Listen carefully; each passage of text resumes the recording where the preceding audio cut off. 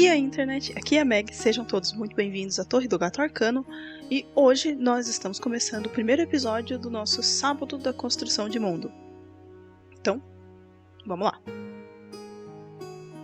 A primeira coisa que eu tenho para mostrar aqui para vocês é o mapa, certo? Eu fiz aqui a distribuição de recursos para o mapa de Silnas.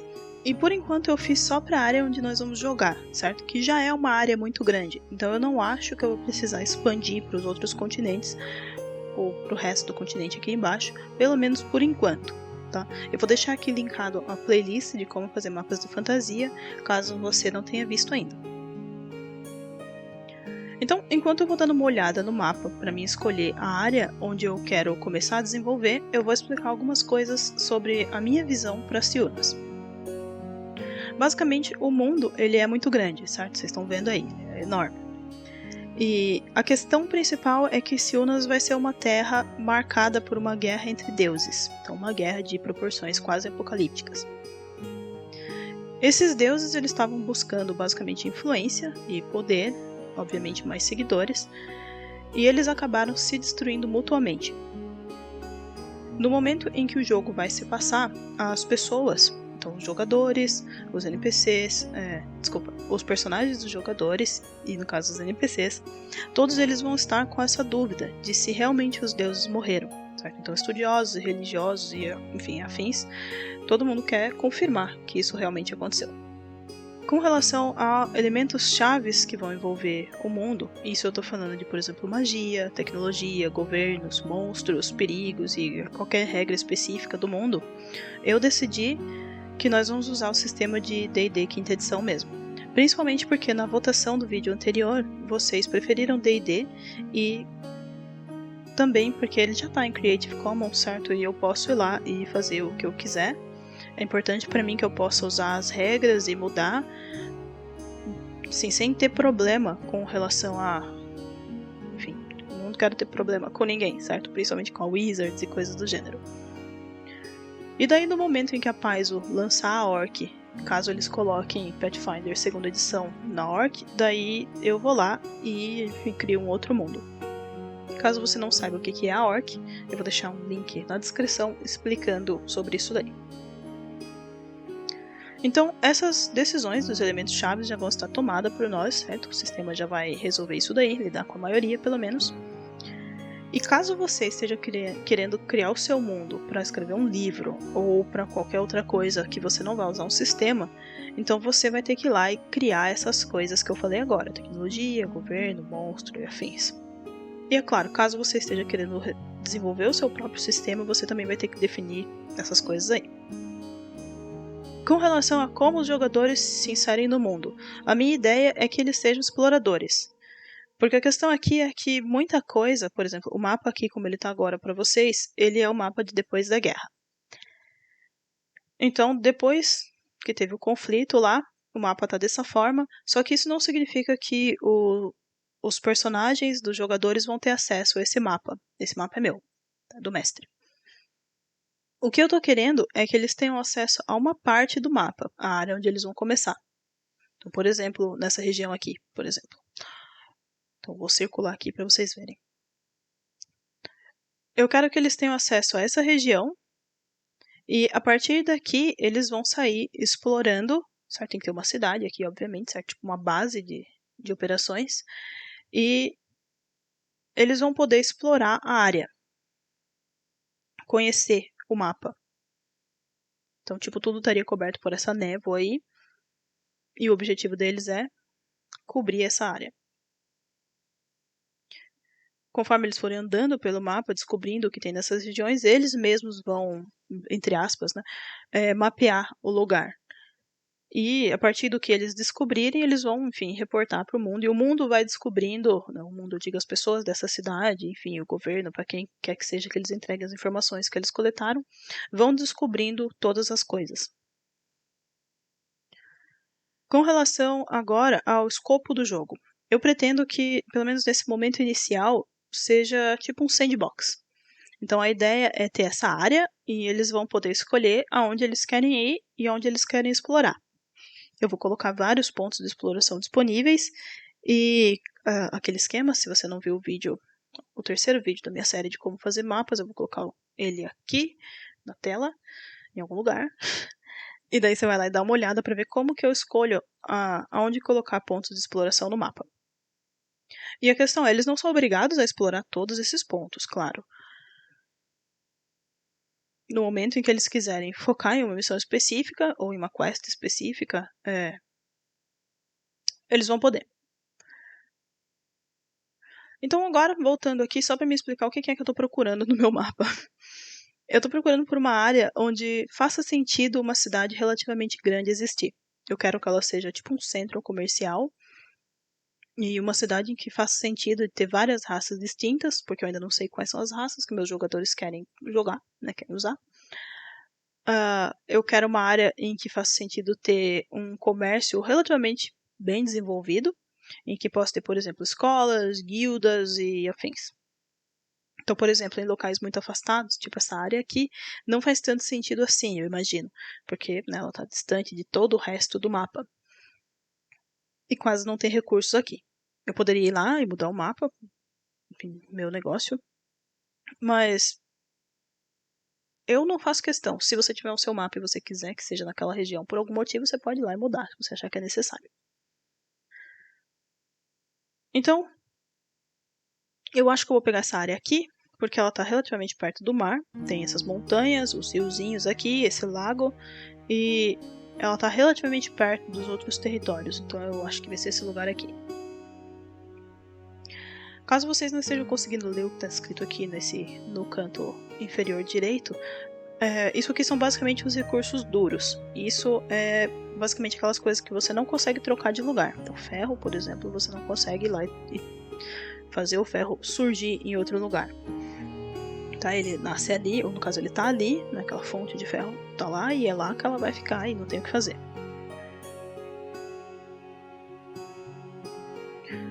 Os outros recursos que eu falo, que são os recursos moles, que são aquelas coisas que você consegue mudar de lugar, então gado ou enfim, plantações, coisas do gênero, eu vou colocar nos próximos episódios, principalmente depois que nós decidirmos questões sobre o clima. Agora eu vou levar vocês pro Underdraft comigo. E aqui agora a hora em que eu vou colocar as regiões. Mais uma vez eu não vou falar o que eu tô levando em conta, você pode assistir o vídeo lá anterior.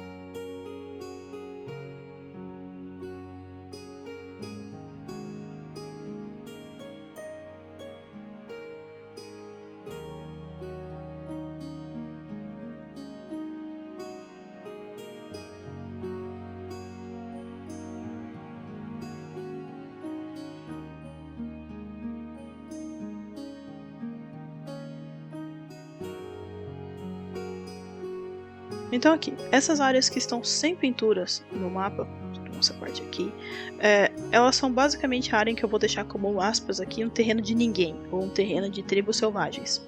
Seja aí por conta de difícil acesso, por exemplo, as pessoas que estão nesse reino azul, certo? Essa região azul, para vir para cá ela tem que atravessar esse rio, ele é muito largo, então fica difícil. Da região amarela também, certo? Tem problema. A região amarela na verdade não tem tanto problema para atravessar. Tá, sim. Mas tem uma floresta, tem as montanhas, então é meio chatinho.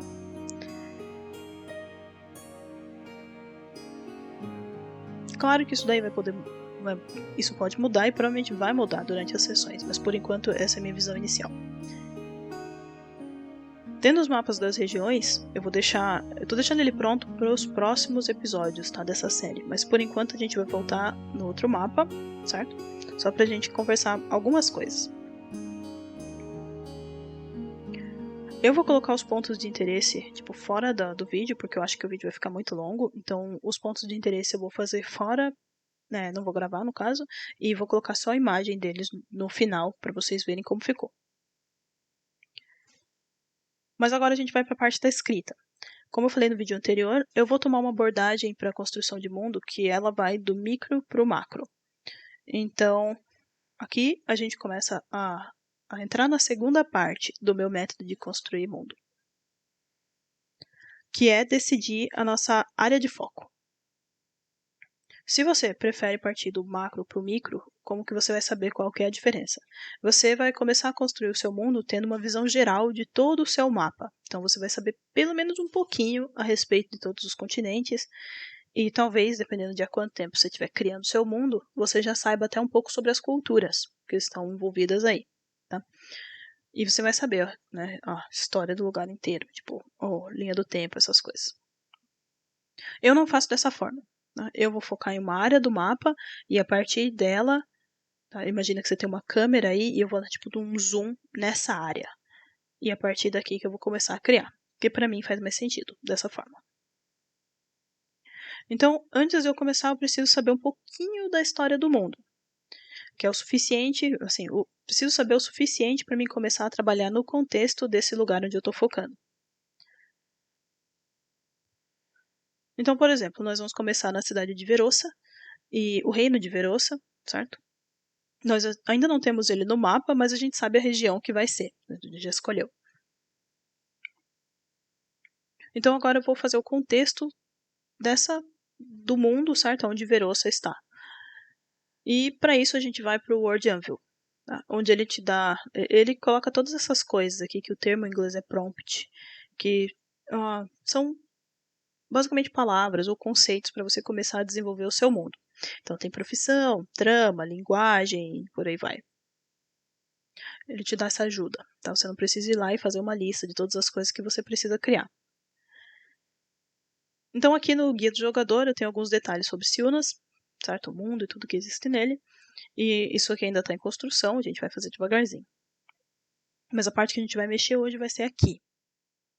Assim, um detalhe sobre o Word Anvil, tá? Ela é uma ferramenta meio chatinha de você escrever, certo? Ela fica muito bonita para mostrar para os jogadores, mas ela é meio chatinha. Eu recomendo que vocês escrevam em outro lugar, aí, tipo Google Docs, alguma coisa assim, e depois joguem pro Word Anvil se vocês quiserem apresentar informação para os seus jogadores nesse formato aqui. Então, como eu falei, os deuses estão mortos, porém ainda vai existir clérigos com seus respectivos domínios, e a diferença é que esses clérigos não vão ter resposta dos deuses. Eles vão ser um pouco mal vistos por questões de, né, o pessoal, porra, os deuses fizeram aquela guerra, enfim, muita gente morreu, tá? Então, esse vai ser o contexto aí. Como a gente vai estar tratando do sistema de D&D, as coisas que são importantes aqui é falar sobre as raças, tá? Eu não vou pegar todas as raças que existem em todos os livros e falar, tipo, essa raça surgiu em tal lugar do meu mapa e blá blá blá. Não, tá? Porque é muita raça, gente, não tem tempo de vida para isso. O que eu vou fazer vai ser, quando os jogadores falarem, eu vou fazer esse personagem dessa raça. Daí eu vou lá, pego e daí sim eu desenvolvo para aquela raça e aviso ele, ó, tá aqui. Ou se eu precisar de algum NPC de uma raça específica, eu vou lá e desenvolvo. Mas só nesse momento, por enquanto não. O que eu sei, tá, de antemão, é que humanos, halflings, gnomos e afins, eles foram criados junto com os deuses durante aí o primeiro momento da linha do tempo, que é a vibração primordial, que é tipo um Big Bang. Então, os deuses não criaram todas as raças, não criaram tudo, eles criaram algumas raças e algumas coisas. Então entenda aí, por exemplo, demônios, daí demônios, né, enfim, se envolveram com humanos aí, acabaram gerando os tieflings, e por aí vai com todas as outras raças, meio elfo, meio orc, vocês já imaginam aí como eles tenham surgido. Eu vou escrever aqui comunhões, porque eu não sei se híbrido é uma palavra que eu quero usar. Eu vou pensar melhor sobre isso, e essa é uma das coisas em que a gente tem que tomar cuidado quando a gente está criando o mundo. Para você não ser preconceituoso ou cair em um risco de escrever alguma coisa que saia meio rude. Por exemplo, se você quer que uma civilização tenha um alinhamento puramente mau, certo?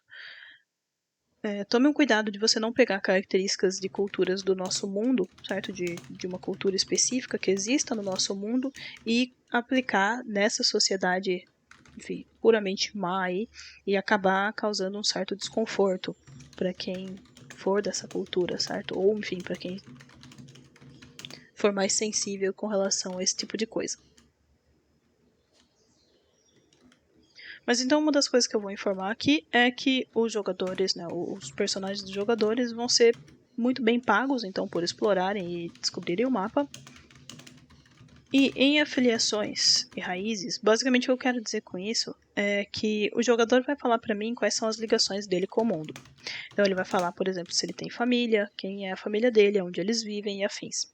E quando a gente vai conversando, sei lá, eles vão falar pra mim, por exemplo, Meg, eu quero ser de uma cidade onde a minha família seja uma longa linhagem de cervejeiros.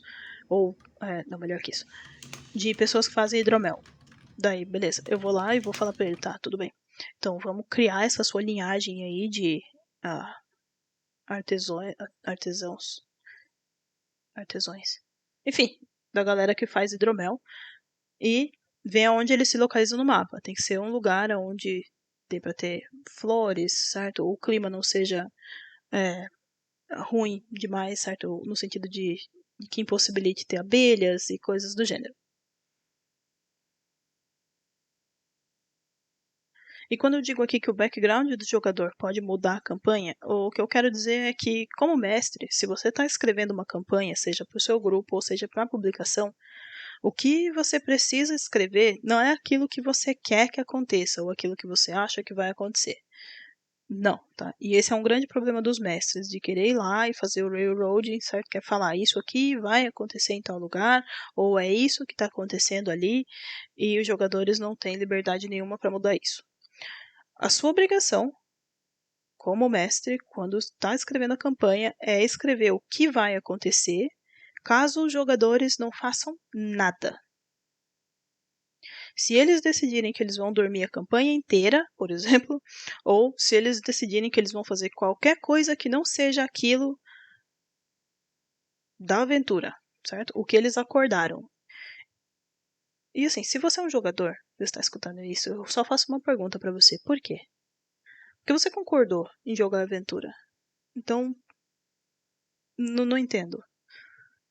Mas enfim, caso os jogadores não façam nada, coisas vão acontecer e é isso que você vai escrever. O que vai acontecer se eles não fizerem nada. A obrigação dos jogadores, obviamente, é impedir que o que você escreveu aconteça, porque provavelmente é uma coisa ruim. E daí entra a questão do background. Se o jogador coloca, por exemplo, lá que ele teve um mestre mago, que foi quem treinou ele, então isso significa que quando eu estiver criando meu mundo, eu tenho que considerar que esse mestre mago aí, ele tem que ter estudado em algum lugar. Ou supondo que ele seja o primeiro grande mago, então ele vai ser um mago fodão que vai ter dado um jeito aí de descobrir os segredos da trama, certo? Os segredos da magia e dos mistérios arcanos e enfim. Então é isso que a gente vai levar em conta, tá? Pense, por exemplo, se a relação desse mago com o pupilo dele for amigável ou talvez até mesmo parental, né? Se forem parentes, certo? Forem da mesma família. Dificilmente esse mago vai deixar o pupilo dele em perigo, tipo, e não fazer nada a respeito se ele puder.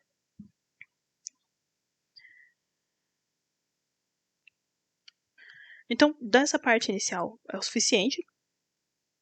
Vamos falar um pouco agora sobre a linha do tempo, tá? Que ela tem alguns momentos, a linha do tempo que a gente está desenvolvendo. O primeiro é o aureal, que é basicamente o princípio de todas as coisas, a vibração primordial, o surgimento de tudo e de todo mundo. Pelo menos, né? Não todo mundo, mas da maioria. E aqui é onde os humanos surgiram, junto com os deuses, a gente já conversou sobre isso. Por que eu estou fazendo mudanças com relação à origem das raças? Só para vocês entenderem. Se eu não mudasse, então basicamente eu ia estar seguindo o que está em algum livro de D&D, certo? Seja aí então montado para Forgotten Realms ou Dark Sun ou o que for. E não faz sentido, eu estou construindo meu cenário. Então por isso eu vou mudar. E porque eu quero também. Se eu não quisesse, eu não mudaria, tá? É isso que eu tô falando. Vocês têm essa liberdade também. O próximo momento é o Doma Soria, que é basicamente quando o reino dos homens, o primeiro grande reino dos homens se forma e os deuses começam a se mudar para outros planos e serem cultuados, certo? Logo, em seguida, eu digo, o próximo momento é a ruptura, que vai ser basicamente o período da guerra, quando tudo vai ser destroçado e afins. E muito tempo depois, a gente vai ter o Veritia, que vai ser... Veritia, eu peguei do latim, tá? Associando a verdade, alguma coisa assim. Que é onde a humanidade vai começar... Tá começando a se reconstruir, e eles buscam, né, saber aí o que aconteceu com os deuses, recuperar tecnologias do passado e afins. Claro que isso é um super resumo, tá bom? Eu pretendo escrever mais quando eu descobrir como usa a linha do tempo aqui do Word Anvil, porque eu ainda não aprendi como é que eu faço para dividir as coisas. Então, quando eu aprender, eu vou colocar tudo certinho ali. Então, depois de tudo isso daí, a gente chega na... Agora sim, a gente entra realmente na segunda parte do método de construção de mundo, que é quando a gente vai, no caso eu, vou voltar a focar no reino de Verossa. Lembrando que eu tô, né, do micro pro macro, tá bom? O que eu vou fazer agora vai ser tratar dessa área aqui. Então, a partir desse momento, eu vou fazer perguntas como sobre a Terra, sobre as nações, sobre o clima, comércio, se existe algum conflito, qual é ele, como está funcionando, e todas essas outras coisas. Porém, essa segunda parte vai ficar pro próximo vídeo, porque esse aqui já está bem longo, tá? Só algumas considerações finais, então, antes de eu deixar vocês irem. Pode parecer que a gente não fez muita coisa até agora, mas isso é enganoso. Basicamente, o que a gente está fazendo é, tipo, essa parte inicial, a primeira parte, ela é extremamente necessária, porque é a parte da organização, tá? Quanto mais organizado você for agora, melhor e mais fácil vai ser a sua vida nos próximos momentos, para as próximas partes. Você não vai precisar de retrabalho. Então, a parte 2 é isso, vai ser as nossas áreas de foco. A parte 3 é o que eu gosto de chamar de estar vivo, que é basicamente quando a gente vai desenvolver a textura do mundo. A gente vai criar um calendário, a gente vai criar festivais, a gente vai começar a desenhar NPCs, desenvolver NPCs, não desenhar, não sei desenhar pessoas, e afins. Porém, para a gente chegar nesse ponto, você precisa ter todas as coisas muito bem definidas. E é por isso essa primeira parte. Então eu vou parar por aqui. Eu espero que esse vídeo tenha sido útil. E no próximo vídeo a gente vai então, né, fazer aí a parte 2. Eu vou deixar vocês com a imagem de como ficou o mapa com as localizações, certo? Com os pontos de interesse. E é isso aí. Até o próximo sábado, pessoal, onde a gente vai continuar isso daqui. Como sempre, você consegue ver as coisas que eu tô criando, certo? No link aí na descrição, lá no nosso blog do Gato Arcano. Vai estar lá todas as coisinhas. E caso vocês tenham alguma dúvida, podem colocar nos comentários, certo? Conversem aí comigo. Eu pretendo também, no próximo vídeo, responder algumas perguntas dos inscritos, certo? É uma pergunta a respeito de como definir clima, eu já falei que a gente vai fazer, mas essa foi uma das perguntas, então a gente vai falar sobre isso. E a outra pergunta é a respeito de mapas, então eu pretendo responder algumas dessas coisas no próximo vídeo. Caso você tenha alguma dúvida também, você deixa aí, tá bom? Que eu vou lá e respondo vocês, ok? Então, falou!